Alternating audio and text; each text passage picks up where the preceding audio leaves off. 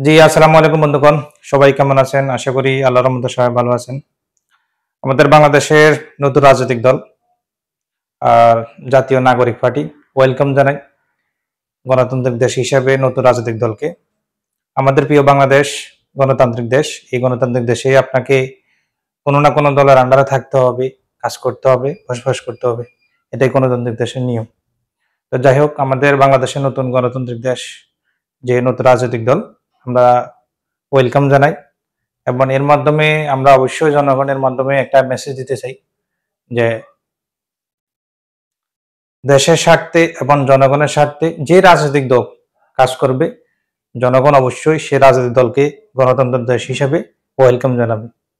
যারা জনগণ এবং দেশের স্বার্থের বাইরে কাজ করবে তাদেরকে কখনো জনগণ ক্ষমা করবে না।